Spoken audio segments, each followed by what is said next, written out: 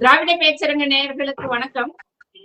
இன்று நேற்று வந்துட்டு மாண்புமிகு முதல்வர் அவர்கள் அமெரிக்கா பயணம் போயிருக்காரு தொழில் முதலீடுகளை ஈர்ப்பதற்காக. அது குறித்தும் இதற்கு முன்னாடி போனப்போ எவ்வளவு முதலீடு ஈர்த்தாரு என்று பல்வேறு கேள்விகளுக்கு பதில் சொல்வதற்காக நம்மோடு இணைந்திருக்காங்க திராவிட முன்னேற்ற கழகத்திலிருந்து தேர்தல் பணிக்குழு செயலாளரும் முன்னாள் சட்டமன்ற உறுப்பினருமாகிய அண்ணன் இளப்புகழேந்தி அவர்கள். அண்ணா வணக்கங்கண்ணா. அனைவருக்கும் வணக்கம். கேளுங்கம்மா. முதல்வர் வந்துட்டு அமெரிக்கா போயிருக்காருங்கண்ணா, முதலீடு ஈர்ப்பதற்காக போயிருக்காங்க. இதுக்கு முன்னாடியும் வெளிநாடுகளுக்கு துபாய், அமெரிக்கா போன்ற நாடுகளுக்கு முதலீடுகளை ஈர்ப்பதற்காக போனாங்க. தமிழ்நாட்டில் இங்கேயும் வந்து முதலீட்டாளர்கள் மாநாடு சென்ற வாரம் தான் நடந்தது. இந்த மாநாட்டுல எவ்வளவு முதலீடுகள் ஈர்க்கப்பட்டது, இதுக்கு முன்னாடி போன வெளிநாட்டு பயணத்தினால என்ன பயன் தமிழ்நாட்டுக்கு அடைஞ்சாங்க, இப்ப போன வெளிநாட்டு பயணத்தினால தமிழ்நாட்டுக்கு என்ன நன்மை கிடைச்சிட போகுது, இது கொஞ்சம் உங்க அரசியல் பார்வையில இருந்து சொல்லுங்க. நம்முடைய பார்வையில நாம வந்து நம்முடைய தலைவர் மாண்புமிகு முதல்வர் அண்ணன் தளபதிக்கு நன்றி மேல் நன்றி சொல்ல வேண்டிய ஒரு கட்டாயம், அது காலத்தின் கட்டாயம். திராவிட இயக்கத்திற்கே ஒரு பெருமையின் சின்னமாக நம்முடைய முதல்வர் அண்ணன் தளபதி இருப்பது இந்த ஒரு குறிப்பில் கூட நாம நினைச்சு பார்க்கலாம். இந்தியாவுல முதல்வர்கள் இருக்கிறார்கள் என்று நம்ம சொல்ல யாரையும் குறைச்சு பேசலாம். ஆனால் முதல்வர்களுக்கெல்லாம் முதன்மையானவராக இன்னைக்கு பாருங்க, ஒரு பிரைம் மினிஸ்டர் செய்ய வேண்டிய வேலையை நம்முடைய தமிழக முதல்வர் அண்ணன் தலைவர் தளபதி செய்கிறார். அவர் ஒரு நாட்டிற்காக செய்திருக்க வேண்டிய வேலைகளை செய்யாம இருக்கலாம். ஆனால் நம்முடைய தலைவர் ஒரு மாநிலத்தின் முதல்வராக இருந்து பொறுப்பை ஏற்றுக்கொண்டதற்கு பிறகு உடனே பயணங்கள் போனாங்க. எங்க? ஐக்கிய அரபு அமீரகம், சிங்கப்பூர், ஜப்பான், ஸ்பெயின் ஆகிய நாடுகளுக்கெல்லாம் போய் வரும்போது என்ன சொன்னாங்க? முதலீடுகளை ஈர்ப்பது. எதுக்கு முதலீடுகளை ஈர்க்க போகணும்லாம் கூட இங்க இருக்கிற சாம்பலா நீங்க கேட்பானுங்க. இங்க இருக்கிறவனுக்கு அப்படியே ரொம்ப ஸ்டைலா கத்துறான்ல 2-3 பேரு, இந்த கத்தி உயர பயிலுங்க இந்த ஸ்டைல் பண்ணுவானுங்க. ஆனால் காரியத்தை வெற்றிகரமாக செய்து நாட்டுக்கு நல்லது செய்வது நம்முடைய முதல்வர். அங்க போயிட்டு வந்தார். போயிட்டு வந்ததற்கு பிறகுதான் நீங்க சொன்னீங்கல்ல, இந்த மாதம் 21ஆம் தேதி தான் முதலீட்டாளர்களின் மாநாடு சென்னையில கூட்டுறாரு. அப்படி சென்னையில கூட்டிய அந்த முதலீட்டாளர்கள் மாநாடு அவர் சென்ற நாடுகளிலே பார்த்து விட்டு வந்தது. அங்க புரிந்துணர்வு ஒப்பந்தங்கள் எல்லாம் முடிவு செய்யப்பட்டதெல்லாம் தெளிவாக ரெக்கார்டடா. மோடி மாதிரி மறைச்சுக்கிட்டு இல்ல, இந்த எடப்பாடி இவனுங்கெல்லாம் முதலமைச்சரா இருக்கிறதுக்கே லாய்க்கு இல்லாதவர்கள் என்பதெல்லாம் இதுல தெரியும். அவங்கெல்லாம் இதெல்லாம் தெரியாது. ஓஹோ, இப்படி கூட செய்யலாமா, இப்படி கூட முதலமைச்சர் செய்யலாமா, எனக்கு தெரியாதியா அப்படின்னு உளறிக்கிட்டு இருக்கிற பயலுங்க இவனுங்கெல்லாம். இன்னும் ஒண்ணுமே தெரியாதவனுங்க. ஆனால் முதல்வர் பதவிக்குரிய அந்த தகுதியோடு இருந்ததுனால்தான் இன்னைக்கு பாருங்க என்ன சொல்றாங்கன்னா, தமிழ்நாடு முதலீட்டாளர்கள் மாநாட்டில் மட்டும் ரூபாய் 17,616 கோடி மதிப்பிலான 19 திட்டங்கள் தொடங்கி வைக்கப்படுகின்றன. அதுல ரொம்ப குறிப்பாக சொல்லணும், 28 திட்டங்கள் அடிக்கல் நாட்டப்பட்டதும் 1,06,803 பேருக்கு வேலை வாய்ப்புமா நம்ம தமிழ்நாட்டுல. இத பார்த்தா நினைச்சு பார்த்தாலே கம்பெனி பேருங்கண்ணா, அந்த கம்பெனியில புகழ்பெற்ற பன்னாட்டு நிறுவனம் என்ன தெரியுமில்ல? வின்பாஸ்ட் மின் வாகன நிறுவனம், அது நம்பர் 1. அதை போல பல கம்பெனிகள் இது துவக்கி இருக்கிறாங்க. அந்த கம்பெனியில மட்டுமல்ல, இன்பாக்ஸ் மட்டுமல்ல, இன்னும் பல நிறுவனங்களை நம்முடைய முதல்வர் அவர்கள் அடிக்கல் போட்டாங்க. அப்புறம் கட்டுமான பணிகள்லாம் தொடங்கி நடந்துகிட்டு இருக்கு. இது முதலமைச்சருக்கு பெருமை என்பது நம்ம இயக்கத்துக்கே பெருமைன்னு நான் சொல்றேன். திமுக என்பது எப்படி அறிவுபூர்வமான இயக்கம். சும்மா வந்து நாங்க அதை பேசணும் இதை பேசணும்னு. இப்ப பாருங்க, மோடி எல்லாம் பாரு என்ன செய்வாரு, நாட்டுக்கு ஏதாவது செய்யற வெளிநாட்டு போவாரு. ஆமாம்மா, வெளிநாடு போயிட்டு என்ன பண்ணிருக்காரு தெரியுங்களா? அவருடைய ரெக்கார்டை பார்த்தாதான் ரொம்ப வேடிக்கையா இருக்கும். அவரு பிஎம் ஆனது பிறகு 124 வெளிநாட்டுக்கு போயிருக்காரு. 124. அதுல கூட பெருமையா யாரு? இந்த காவி கூட்டத்துல 420 மலை எல்லாம் கத்துறது, இவங்க எல்லாம் பெருமையா. அது பெருமையா? அது பெருமையா? நான் பார், யாரும் போகாத இந்த ஊருக்கு நான் போய்விட்டு வந்துட்டேன். என்னையா யார் காசுல போற? மக்களுடைய வரி பணத்துல. எதுக்கு போற? ஓஹோ 40 வருடமாக இந்தியாவில் யாரும் போகலை, நான் போயிட்டு வந்தேன், இதான் பெருமையா? இதுக்கு வந்து போஸ்டர் அடிச்சு ஒட்டி மாலையை தானே போட்டு கை தட்டிக்கிறது. தமிழ் இம்சையும் 420 மலையும் பாட்டு பாடி டான்ஸ் ஆடுவாங்க. என்ன அறிவு இருக்கா? ஒரு நாட்டினுடைய அந்த நாட்டுக்கான உறவுகளை மேம்படுத்தத்தானே போவாங்க. ஆமா, இவருக்கு இந்த உறவுகள்லாம் ரொம்ப மேம்படுத்திட்டார. இப்ப ஜாம்நகர்ல ஏர்போர்ட் இருக்குல்லம்மா, ஜாம்நகர் ஏர்போர்ட் இன்டர்நேஷனல் ஏர்போர்ட்டாக மாத்திட்டாரு. ஏன் தெரியுமா? அம்பானி வீட்டு கல்யாணத்துக்கு. இந்த கூத்த நீங்க எங்க போய் சொல்றது? ஒரு நாட்டின் பிரைம் மினிஸ்டர் செய்யற வேலையை பாருங்க. இன்னொரு பெருமை, காரி துப்புறான் இந்தியாவை. நம்ம தலைவரோட பக்கத்துல கூட ஒப்பிட்டு பேசக்கூடாது. எதுக்காக சொல்றோம்னா நமக்கு வேதனையாகவும் அசிங்கமாகவும் இருக்கு. ஆஸ்திரேலியாவுக்கு போனேன். ஆஸ்திரேலியா போகும்போது யாரை கூட்டிட்டு போனேன்? அதானியை கூட்டிட்டு போனேன். அதானியை கூட்டிட்டு போய் யாரை சந்திக்கிற? பிரைம் மினிஸ்டரை சந்திக்கிற. பிரைம் மினிஸ்டர்கிட்ட என்ன பேசுற? நிலக்கரி சுரங்கத்திற்கான ஒப்பந்தங்கள், அக்ரிமெண்ட், கான்ட்ராக்ட் அதானி கம்பெனிக்கு போடுறதுக்காக பேசுறாரு. ஒரு நாட்டின் அந்த நாட்டு பத்திரிகையில எழுதலாம், ஒரு நாட்டினுடைய பிரைம் மினிஸ்டர் வந்தா அந்த நாட்டிற்கான பிரச்சனைகளை பேசுவார்கள், ஒப்பந்தங்களை போடுவாங்க. ஆனா இந்தியாவினுடைய prime minister mister Narendra Modi Adani கம்பெனிக்கு புரோக்கரேஜ் பண்ணுகிறார் போல. இங்க வந்து நிலக்கரி சுரங்கத்துக்கு அனுமதி வாங்கி கொடுத்து கைட்டு வாங்கிட்டு மட்டும் இல்ல, அதையும் போட்டுட்டு அயல் நாட்டுல தொழில் தொடங்குவதற்கு இந்திய நாட்டின் வங்கிகளில சில விதிகளின் மூலம் அவர்களுக்கு கடன்கள் மற்றெல்லாம் செய்யக்கூடாது. ஆனா அதெல்லாம் தளர்த்தி அதானிக்கு பல ஆயிரம் கோடி கடனையும் கொடுத்தது மோடி. எதுக்கு இதெல்லாம் இங்க குறிப்பிடுறோம்னா, ஒரு அயல்நாட்டு பயணம் என்பது எதற்காக? ஆனா அந்த அயல்நாட்டு பயணத்தின் மூலமாக மோடி செஞ்சது எவ்வளவு? மோடியினுடைய கவர்மெண்டினுடைய யோகியதை என்னவா இருக்கு? அதுக்காக தான் இதெல்லாம் சொல்றோம். அந்த கவர்மெண்ட்ல பாத்தீங்கன்னா வேடிக்கையா இருக்கு. என்னன்னு கேட்டீங்கன்னா, சந்திப்புகள். அவர் எல்லாத்தையும் சந்திப்பாராம், சந்தித்து பேசிட்டு வந்துருவாராம். வந்துட்டு என்ன பண்ண நீ ஒண்ணு செஞ்சதெல்லாம் ஒண்ணு சொல்லு பார்ப்போம், 124 நாடுகளை செஞ்சதை சொல்லு பார்ப்போம். இவன் என்ன சொல்றான் தெரியுங்களா? 517 கோடி அயலகத்துறையின் மூலமாக வெளியிட்டிருக்காங்க எங்க மோடியினுடைய பயண செலவு. அதை விட பார்லிமெண்ட்ல ஒரு கொஸ்டினுக்கு அந்த துறையின் சார்பாக அமைச்சர் ஒருத்தர் எழுதி சொல்ற 2021 கோடி செலவாயிருக்கின்றார். இதுல எது உண்மை? இதுல எது சரி? இது என்ன அரசாங்கமா நடக்குது? அது என்ன கவர்மெண்ட்? அது ஆனால் இருக்கின்ற அதிகாரத்தை வைத்துக் கொண்டு இணையற்ற சாதனையை புரிகின்ற விதமாக நம்முடைய முதல்வர் தான். அதை அரசியலுக்கு அப்பாற்பட்டு எல்லாருமே வந்து ஆதரிக்கணும், எல்லாருமே அவரை வந்து பாராட்டணும். ஏன்னு கேட்டீங்கன்னா, இப்ப இன்னைக்கு எங்க இருக்காரு? 29 சான் பிரான்சிஸ்கோ. சான் பிரான்சிஸ்கோல கூப்பிட்டு பேசிக்கிட்டு இருக்காரு. பேசி முதலீட்டாளர்களை சந்திக்கிறாரு. முதலீட்டாளர்களை சந்திச்சுட்டு அடுத்து வந்து நாளைக்கே வந்து என்ன பண்றாரு? தமிழர்கள், அந்த பகுதியில் இருக்க தமிழர்களும் தொழில் முதலீடு செய்வதற்கு ஆர்வம் உள்ளவர்களும் அதுல வராங்க. அந்த தமிழர்கள்ல அவங்களையும் சந்தித்து பேசுறாரு. இதெல்லாம் கவனிக்கணும். ஒரு முதலமைச்சரியா, எங்க தலைவரியா, நெஞ்சமெல்லாம் இனிக்குது, தலை நிமிர்ந்து நடக்கலாம் திமுகவின் கடைசி தொண்டன் கூட. அவர் அதை பேசிட்டு தமிழர்களை சந்திச்சு பேசிட்டு அதற்கு பிறகு செப்டம்பர் 2 அன்னைக்கு சிகாகோ போறார். சிகாகோ பெரிய அங்கேயும் பல நிறுவனங்கள் மற்றவற்றை பேசி பல்வேறு இடங்களுக்கு இந்த 10 நாள்ல போய் மிகப்பெரிய கம்பெனி எடுத்தீங்கன்னா ஃபார்ச்சூன் 500 என்ற மிகப்பெரிய நிறுவனத்தினுடைய தலைமை நிர்வாகிகளை சந்திச்சு பேசுறாரு. இவங்களெல்லாம் சொல்றாரு, இதெல்லாம் நான் எதுக்காக வந்திருக்கேன் தெரியுமா? தமிழ்நாட்டில் தொழில் முதலீடுகளை அதிகப்படுத்த, அதன் மூலமாக படித்த இளைஞர்களுக்கு வேலை வாய்ப்பை உருவாக்கி தர. நான் இதுவரைக்கும் என்னுடைய அரசாங்கம் வந்ததற்கு பிறகு 1 லட்சம் பேர் கிட்டத்தட்ட வேலைக்கு போயிருக்காங்க பிரைவேட் கம்பெனில. இன்றைக்கு மேலும் 1 லட்சம் பேர் போவதற்கான வேலைகளை செய்யணும்னு தான் வந்திருக்கிறோம். ஆக முதலீட்டுகளை ஈர்ப்பதில் இந்தியாவிலே தமிழ்நாடு நம்பர் 1 ஆக தொழில்துறையில் முதன்மையாக வருகிறது என்று நம்முடைய தலைவர் தளபதி அவர்கள் தெளிவாக சொல்லியிருக்காங்க அவருடைய பயணத்தின் மூலமாக.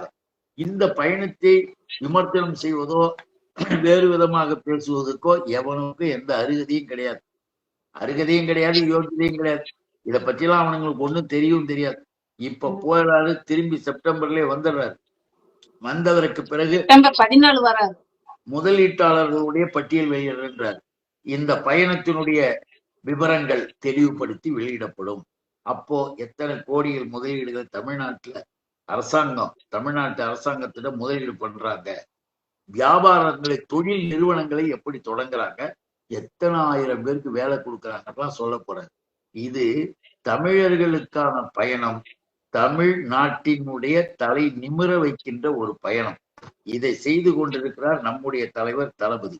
இத புரிஞ்சுக்கிட்டு எல்லாரும் வரவேற்பது என்பது அறிவுடைமை. இதெல்லாம் நாங்க அப்படி பேசுவோம் இப்படி பேசுவோம் சொல்லி கத்திக்கிட்டு இருக்கிறது மடமை. இப்போ நம்ம நரேந்திர மோடியினுடைய கூட்டம் தான் இதெல்லாம் விமர்சனம் பண்றதுக்கெல்லாம் அவங்க வேலைதான். ஒன்னும் வேணாம், நீ வெளிநாட்டுக்கு போயிட்டு சுத்திட்டு வரீல்ல, இந்தியாவை சுற்றி இருக்கிற நாடுகள் ஏற்கனவே நட்பு நாடாக இருந்தது கூட பகை நாடாக மாறி போனது. ஏன் என்ன செஞ்சு கிழிச்சிங்க? உங்களுடைய நோக்கம் என்ன? நீ என்ன இந்தியாவை ஆண்டுகிட்டு நீ எதை ஆண்டுகிட்டு இருக்கிற? இலங்கையில சைனாக்காரர்களுடைய ஊடுருவலுக்கு இடம் கொடுத்தாச்சு, அதை பற்றியே கவலைப்படாம இன்னைக்கு உக்காந்துகிட்டு இருக்கிற. அப்ப அதனுடைய அர்த்தம் என்ன? மியான்மரும் போயிடுச்சு சீனர்கள், பங்களாதேஷும் போயிடுச்சு சீனர்களுடைய இது எல்லாமே போயிருக்கு. நரேந்திர மோடி பெரிய அறிவாளியா, பெரிய இவர், அவரை மாதிரி ஒரு மனிதனே கிடையாதுன்னு உளறிக்கிட்டு கிடக்கிறாங்க காவி கூட்டத்தை சேர்ந்தவர்கள். இந்தியாவிற்கு ஆபத்து, இந்திய துணைக்கண்டத்திற்கே இவர்களுடைய வெளியுறவு கொள்கையின் மூலமாக ஆபத்து வந்திருக்கு. எதுக்காக இந்த கேள்வியில சொல்றேன்னா, வெளிநாடுகளுக்கு போவது என்பது, அயல் நாடுகளுக்கு போய் பேச்சுவார்த்தை நடத்துவது என்பது எவ்வளவு முக்கியமான ஒன்று ஒரு பிரைம் மினிஸ்டருக்கு. ஆனால் நம்முடைய பிரைம் மினிஸ்டர் எல்லாவற்றையும் நாசமாக்கி கொண்டிருக்கிறார், சீர்குலைத்துக் கொண்டிருக்கிறார் என்பதற்காக தான் அதை நம்ம சொல்றோம். இப்படிப்பட்ட சூழ்நிலையில் தமிழ்நாட்டில் முதலீடுகளை ஈர்க்கின்ற பயணத்துக்கு போயிருக்காரு. அது வெற்றிகரமான பயணமாக அமையும் என்பதில் எந்த விதமான ஐயமும் இல்லை. ஏன்னா ஏற்கனவே வெற்றி பெற்று காட்டியிருக்கிறார். ஆகவே நாம வரவேற்கிறோமா? உண்மையான தமிழ்நாட்டு மக்கள் அத்தனை பேரும் வரவேற்பார். எதிர்கட்சிகள்லாம் மறைமுகமா ஒரு சிலர் எல்லாம் கேள்வி கேட்கிறாங்க, அவரு முதலீடுகளை ஈர்க்க போறாரா இல்ல ட்ரீட்மெண்ட்டுக்காக போறாரா அப்படின்னு பேச்சு வந்துட்டு. முதலீடுகளை ஈர்க்க போவதற்கான பயணமாக அங்கிருக்கின்றவர்களை, அங்கிருக்கின்ற கம்பெனி நிறுவனங்களை எல்லாம் சந்திப்பதெல்லாம் செய்திகள்லாம் கொடுத்துட்டாங்க. இடையில ஒரு ஜுரம் வந்ததுன்னா, இல்ல ஒரு இது வந்ததுன்னா ஒரு மாத்திரை போட்டுக்கிறது, ஒரு டாக்டர் பாக்குறது, இதெல்லாம் தப்பு கிடையாது. என்னமோ பெரிய தவறு மாதிரி சொல்றானுங்களே மடையர்களா இவங்க. நாங்க ஒன்னும் எதற்காகவும் மக்களுடைய வரி பணத்தை நாங்க எங்க சொந்த பணிகளுக்கு பார்க்கல. உன் கட்சியை சேர்ந்தவனும் உன் ஆட்களும் தான் அதே வேலையா பாக்குறாங்க. இந்த நரேந்திர மோடி கிட்டத்தட்ட 8500 கோடியில விமானத்தை வாங்கிக்கிட்டு ஒரு 5 ஸ்டார் ஹோட்டல் மாதிரி பறந்துகிட்டு இருக்கிற. நீதான் வரி பணத்தை வீணடிச்சுக்கிட்டு நாசம் பண்ணிக்கிட்டு இருக்கிற தவிர எங்க தலைவர் கிடையாது. எங்க தலைவர் தன்னுடைய பயணத்துல என்ன செய்யணுமோ அதை செய்யிருக்காரு. எவ்வளவு பேருக்கு வேலை வாய்ப்பு, எத்தனை தொழில் வருதுதான் அவரு சொல்றாரு. ஏன் அவர் சிரிக்கிறார்? ஏன் அவர் பாக்குறாரு? ஏன் அவர் மாத்திரை போட்டார்? ஏன் அவர் ஊசி போட்டார்? இதெல்லாம் என்ன என் கேள்வி? நடந்தது என்ன, நடக்க போவது என்ன, நாட்டுக்கானது என்ன என்பதை பாரு. நீ வீட்டுக்குள்ள வீட்டுக்கான வேலையெல்லாம் நீ பார்க்க வேண்டிய அவசியம் கிடையாது. உனக்கு தகுதியும் கிடையாது, அதற்கான அனுமதியும் கிடையாது. ஆகவே அந்த கேள்வியே தவறானது. அதை கிளப்பி விடுறதும் இவனுங்கதான், பிஜேபி காவி கூட்டம் தான். ஓஹோ, அவர் அதுக்கு போறாரு. எதுக்கு போறாரு? போறதை பத்தி சொல்லிட்டாரு. போறதை பத்தி சொன்னது மட்டுமல்ல, பாக்குறாரு.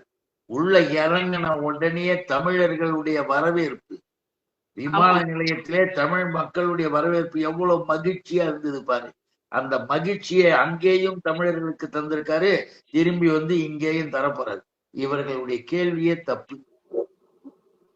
சரிங்க, நான் இன்னைக்கு முதல்வரோட வெளிநாட்டு பயணம் பத்தி ரொம்ப டீட்டெயிலா சொன்னீங்க. இப்ப ஒன்றிய அரசாங்கம் புதிய கல்விக் கொள்கை திட்டத்தை நிறைவேற்றினால்தான் பணம் தருவேன்னு சொல்லிட்டு முதல்வர் அவர்கள் சொன்னதாக ஒரு அறிக்கை கொடுத்திருந்தாரு. இப்போ புதிய கல்விக் கொள்கை திட்டத்தை செயல்படுத்துறதுனால தமிழ்நாட்டுக்கு என்ன பிரச்சனை? இல்ல நம்ம மாநிலத்துக்கு மட்டும் பணம் கொடுக்காம இருக்காங்களா, மற்ற மாநிலங்களுக்கும் பணம் கொடுக்காம இருக்காங்களா? இந்த மாதிரி பல்வேறு கேள்விகள் வருது. மற்ற மாநிலங்கள்லாம் புதிய கல்விக் கொள்கையை அமல்படுத்திட்டாங்களா? சொல்லுங்க. இல்ல, புதிய கல்விக் கொள்கை என்ற பேரு புதிய என்பதை அடிச்சுட்டு பழையன்னு சொல்லணும். இது பழைய பஞ்சாங்கம், புராணம்.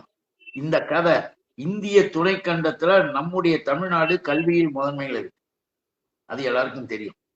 முதன்மையில் இருக்கிற காரணத்தால் தமிழ்நாட்டில நம்முடைய இருமொழி கொள்கைகளை படித்தவர்கள், அதுல கூட ஒண்ணு அறிஞர் அண்ணாவும் சொன்னார், முத்தமிழறிஞர் கலைஞரும் சொன்னார், அதைத்தான் நம்முடைய தலைவர் அண்ணன் தளபதியும் சொல்றாரு. என்ன, நாம எந்த மொழி கத்துக்கிறதுக்கு எதிரானவர்கள் கிடையாது. இன்றைய உலகத்தின் அறிவியல் உலகம். இப்ப ஜப்பானும் கத்துக்கிறாங்க, ஜெர்மனும் கத்துக்கிறாங்க, இன்னும் மற்ற மொழிகள் கூட படிச்சு தெரிஞ்சுக்கிறாங்க. ஆங்காங்கு போய் பணியாற்றுகிற ஒரு சூழ்நிலை. அதுல எல்லா மொழியும் கத்துக்கிறத நாங்க தடை சொல்ல. ஆனால் அறிவுபூர்வமாக சிந்திப்பது தாய்மொழி. அந்த தாய்மொழியினுடைய நிலைப்பாடு நம்முடைய உறவு. உலக தொடர்புக்கு ஆங்கிலம் நீ வேணும் வேணான்னு சொன்னாலும் சரி, உனக்கு கிறிஸ்டின் பிடிக்கல, உனக்கு இங்கிலீஷ் பிடிக்கலன்னு நீ கத்திக்கிட்டு இருக்கிறதுனாலும் சரி, வெறும் 24,000 பேர் மட்டுமே பேசக்கூடிய சமஸ்கிருதத்திற்கு ஒரு பல்கலைக்கழகத்தை வச்சு 1200 கோடி அதுக்காக ஒதுக்கிய மாதிரி பாவிகளை எங்க போய் சேர்க்கறது? அந்த சமஸ்கிருதத்தை கொண்டாந்து புதிய கல்விக் கொள்கையா, அந்த புதிய கல்வியில அதை கத்துக்கணுமா? இவனுக்கு மும்மொழி கொள்கையை சொல்லுவானுங்களா? அதெல்லாம் நம்ம பாடத்துல மத்த மாநிலங்கள்லாம் அதை ஏத்துக்கிட்டு செயல்படுத்துறாங்களே, அங்க எந்த பிரச்சனையும் இல்லை. அப்படி அல்ல, எல்லாரும் உன்னை ஏத்துக்கிட்டாங்கன்றதுக்காக நம்ம ஏத்துக்கணுன்றது தப்பு. எல்லாரும் ஏத்துக்கிட்டவங்க கொஞ்ச நாள்ல ஐயோ தெரியாம செஞ்சுட்டோம் அப்படின்னு வரக்கூடிய வாய்ப்பு தான் வருது.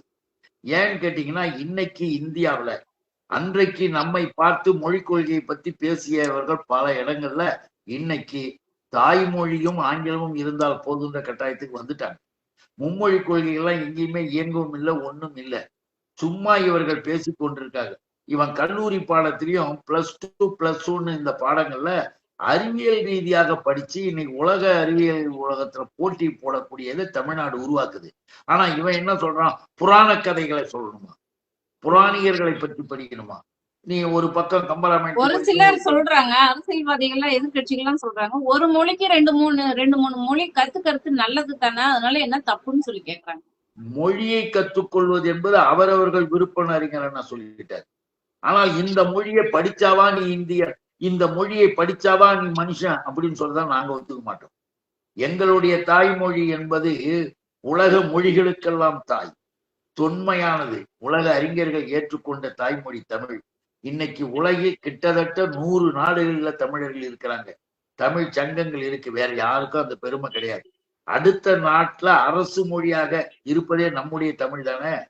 அப்படிப்பட்ட தமிழை தாய்மொழியா கொண்ட நாம் யாரையும் வேண்டாம் சொல்லல, எதையும் மருத்துவம் சொல்ல, எல்லோரையுமே நம்ம ஆதரிப்போம். அவரவர்கள் தாய்மொழியில அவங்க தாய்மொழியை படிங்க, தாய்மொழியில உயர்வா வாங்க. தொடர்புக்கு ஆங்கிலத்தை கற்றுக்கொள். இல்ல உனக்கு கட்டாயம் தேவை. இப்போ வட மாநிலத்திலிருந்து IAS ஆபீசர்ஸ் வந்தாங்கன்னா இங்க தமிழ் கத்துக்கிறாங்க, தமிழ்ல பேசுறாங்க. இங்கேருந்து நம்ம ஆட்கள் அங்க போனா அங்க போய் ஹிந்தி கத்துக்கிறாங்க, ஹிந்தியில பேசுறாங்க.